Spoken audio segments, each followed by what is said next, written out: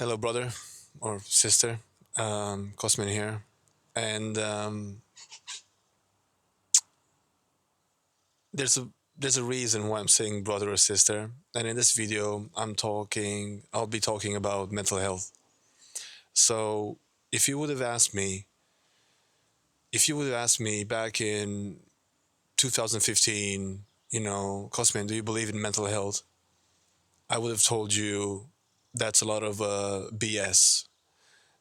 My thoughts about mental health at a point that it was just people use it as an excuse, um, as a way of getting out of things, just some form of an excuse not to do something. But with time, I've got proven wrong because one, I've been through it. And I realized, started, sorry, since I started living abroad, I realized that I was more and more lonely. Um, I was compounding a lot of bad habits. Nothing productive was going on for me at the time. I was working and coming back home, but in between, it was just smoking weed, gaming. There was nothing, and that can be fun for a while. Let's put it that way. But um, on the long term, like in 5 years time span, it kind of dawns on you, and then you realize, what am I doing with my life? Um, there were moments when I was so numb. I was so numb. I didn't know. I just wanted to um, suppress my feelings, my emotions, everything like that. Was suppressed. Just carry on, do your thing, and that's because I grew up in a society where mental health was never discussed. Yeah. I was never exposed to mental health that much, you know. Before I used to work in a psychiatry ward back home in Romania. I used to work there, and there were psychiatric problems. Sorry, um, and I did that for a year, but still I didn't believe in mental health that much. I realized that my mental health was going down when I was spending a lot of time on my own and I was feeling lonely and all these kind of thoughts was creeping out in my mind basically. Um, and but what opened my eyes is the moment my little brother passed away. So I'll give you a little story about that. My little brother, passed away at the age of 26 years old, and I was at the time 30 years old. There's lots of questions which sometimes I blame myself. What could I have done better? Why didn't I notice in time certain signs, certain things? But what happened is that my brother came here, to stay with me in the UK. We're both working and living. He had his own room next to me. But and at the time when he came, he had a lovely relationship, with a nice girl. He met, sorry, he met, and I thought everything's great and dandy. Um, but they started calling me from work, saying with time, they started calling me from work saying, "Oh, Cosmin, you come here, come pick your brother because we are not sure what's happening. He's not responding. He's just staring, basically." I'm sorry. He's not responding. He's just staring into onto the walls, basically. So that was weird. That was one episode. Um, Someone from work brought him home, but as I, spoke to him, he said, "Oh, nothing's wrong. I was just a bit stressed out." So I put on a stress. With time, I noticed, he was losing some weight, you know, I- and that was another sign. The third sign is that he was drinking a lot of milk for some reason. I don't know why. That's always something which I can't get over it. I'm not sure why he was just drinking only milk.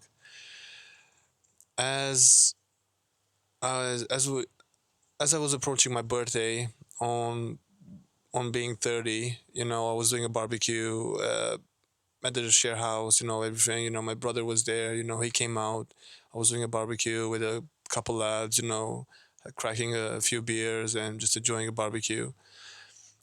But I noticed he didn't stay long. He didn't stay long with me at the time. And that was odd. He said he's going back to his room. I noticed he was spending a lot of time in his room, and what happened is they called me from work after my birthday. They called me from work a second time. My boss called me from work a second time, and he said to me the same thing: "Cosmin, come here. Your brother is not responding. Your brother is not responding. Something is wrong." And again, someone else gave him a lift to our house, and I was really concerned at that point because there were some things clicking, but I wasn't exactly sure what's going on. And I just confronted him, and he was in the kitchen area, and I said, I said his name was John. I said, John, what's the problem? Like what happened? Oh, nothing, nothing happened. I said, look, I'm really concerned about you, and I'm really worried. Something's going on. I see you're losing weight. At the time, I was still trying to encourage him to do exercises and stuff like that because I'm big into exercises and physio.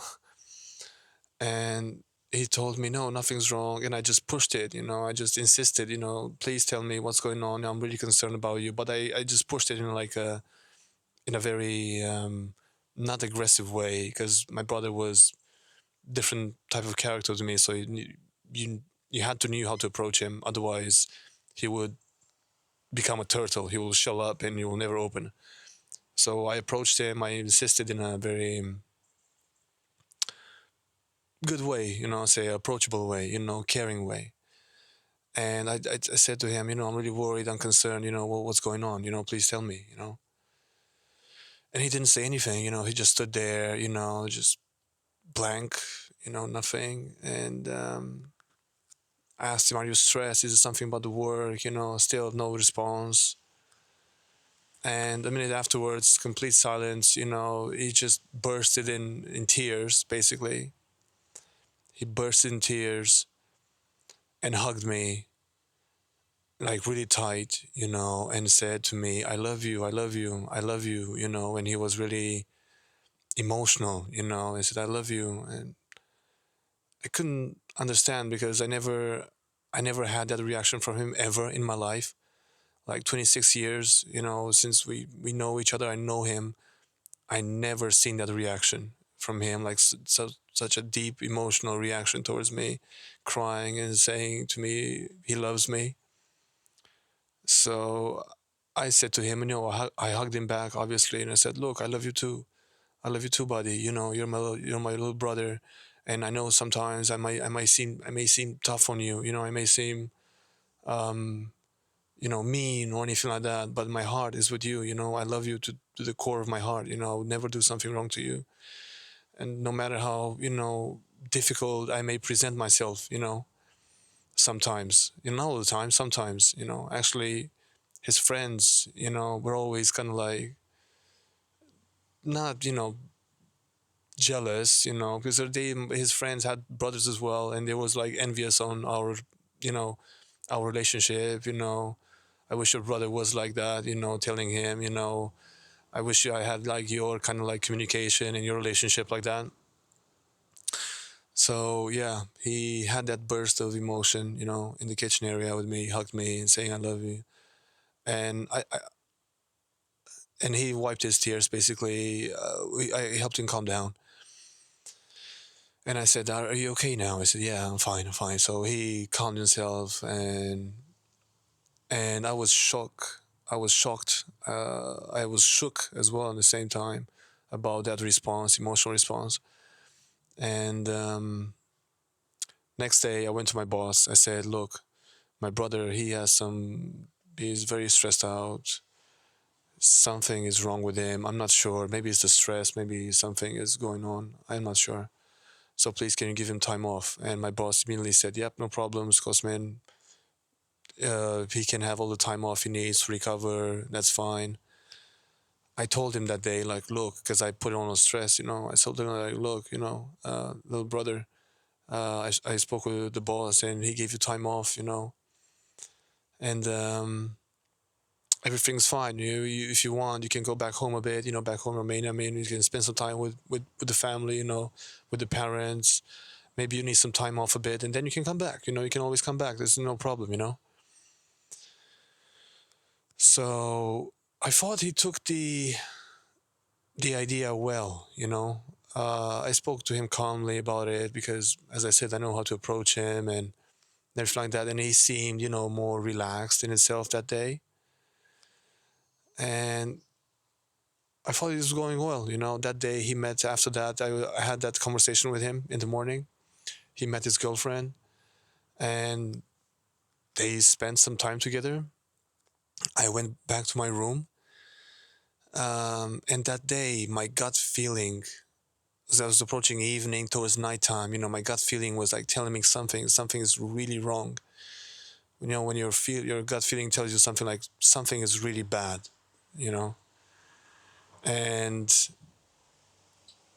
around midnight or so, between midnight and 2 a.m. in the morning, something like that, someone, I didn't hear the door, I didn't hear his door because he was living next to me, next to my door. So around from midnight to 2 a.m., someone knocks at my door, and there were two strangers basically. I never seen them in my life. A woman and a man, and they they asked me, "Are you Cosmin?" I said, "Yeah, yeah." Do you have a brother? But is his name John? I said, "Yeah." And they said, "Well, we're sorry to tell you, but your brother passed away. Your little brother passed away." So I was frozen at that point. I took it as a joke. I told him, "Oh, you're just pranking me. No, it can't be real. It's just a bad prank, isn't it? He put you up to this, didn't he, or something like that?" Because he had his moments, like craziness. My little brother. I said, "No, no, we're from the police. I'm sorry to tell you, but your little brother, is not here with us anymore." And apparently, after I left him and we had that conversation in the morning, and he spent time with his girlfriend, he left his girlfriend home and left in a separate direction. He didn't come home, where we stayed at the time. He didn't come home. Actually, he came home uh, to our place, but he didn't went upstairs because he received a parcel from Amazon. And that parcel from Amazon contained a rope, basically, which he ordered. So after that, he went to a different direction. He went to an abandoned building, which was nearby, in the town, basically. Um, and yeah, that's where in an old dairy farm. I won't say farm; it's a factory, old dairy factory it was. And he wasn't the first one. Apparently, there's other people who did that there, you know. And that little story which I told you, is what really opened my eyes about mental health, about communication. all sort of thoughts came to my mind. What could I have done better? No one saw it coming. I put myself a lot of questions. I've put myself a lot of questions. What could I have done better if I knew he was like handcuffed to my arm, basically. His girlfriend didn't had no clue about this, and he was very smart. My little brother was very smart. He didn't want to um, make a big thing about it, or anything like that. He was suffering internally with mental health, and that's the only way he saw, to escape of it, unfortunately. And yeah, I put myself a lot of questions, and what could I have done better? No one saw it coming, basically, neither me or or his girlfriend or anyone. There were signs, up to that point, but I didn't notice them, because apparently people say the ones who are close to you, you never see the signs until it's too late. So that's that's what opened my eyes to mental health. And now I try to communicate as much as possible, my feelings, my emotions, um, with my wife. I try to communicate my emotions, my feelings to my children, not like in a way like with my wife, just telling them, I love you every day, and expressing my love towards them all the time and making them know that. And yeah, mental health is a thing. And my advice is don't be discouraged to talk about it. Or if you do need to talk about it, and if you want to talk it with me, please, you're most and welcome. You're most and welcome to talk about anything, um, because I know how it is. I've been through my own mental health situations, personal experience. I've been through a loss, which opened my eyes more, about mental health. And yeah, in the 21st century, mental health is a big problem. But if you open up, if you have the courage and try to seek help, things can change. Things can truly change. That's what I believe. Things can change. The important thing about inner conversation is the ability to listen. If you are a good listener, many things can change about mental health. So thank you very much for watching this video. If you're watching it, I wish you. This is evening now. It's getting dark here, as you can see. Wherever you are, I wish you a good day, a good night. I love you all, and keep your chin up. Keep your happiness level up. Talk with anyone. If you're feeling low, just talk.